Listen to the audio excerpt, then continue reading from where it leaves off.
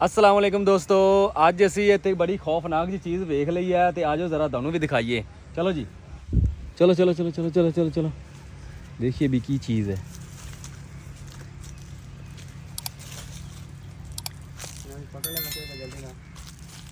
पकड़ ला की चीज़ है। आराम आराम आराम। ये तो कोई नवी एक नवी चीज़ हैगी जे। हाँ लियाओ जी, बड़ी नवी चीज़ सानू अज लभ गई जे।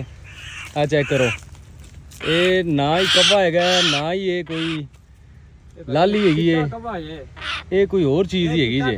आ चेक करो, ये चिट्टा कब्बा है बच्चा जी चिट्टे कब्बे नहीं नहीं नहीं ये कोई और चीज़ है यार। अखां नहीं वेखो अखां ये कब्बा है अखां आ चेक करो, रेड आइज़।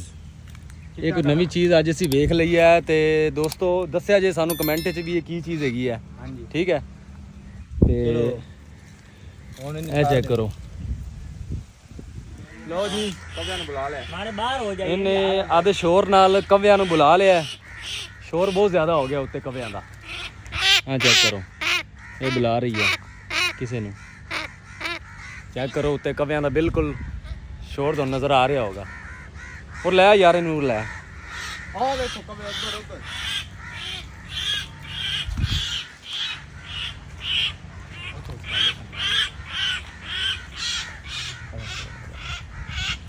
इन्हां नूं कव्यां दे हवाले कर देना चाहिए।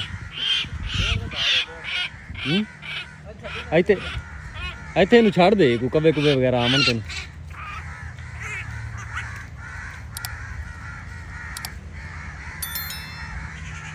ਕਵਿਆਂ ਨੇ ਬਹੁਤ ਸ਼ੋਰ ਕੀਤਾ ਹੋਇਆ ਇਸ ਮਹੱਲੇ 'ਚ।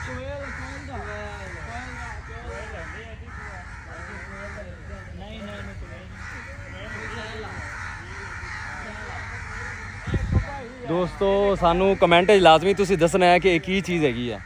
ਹਾਂਜੀ ਤੁਹਾਡੇ 'ਚ ਕਿਸੇ ਨੂੰ ਪਤਾ ਹੈ ਵੀ ਇਹ ਕੀ ਚੀਜ਼ ਹੈਗੀ ਹੈ? ਕਬਾ कोयल ਹਾਂਜੀ ਤੁਸੀਂ ਦੱਸੋ। 100% कोयल है। ਕੋਇਲ ਹੈ? हां कोयल। ਤੁਸੀਂ ਕੀ ਕਹਿੰਦੇ ਜੀ? लगदा नहीं मैनू मेरा कब्बा ही है 100%। ਇਹ ਕੋਈ ਚਿੱਟਾ ਕਬਾ ਹੈਗਾ ਜੀ ਜਿਹੜਾ ਤੁਸੀਂ ਕਹਾਣੀਆਂ 'ਚ ਸੁਣਿਆ ਸੀ ਨਾ।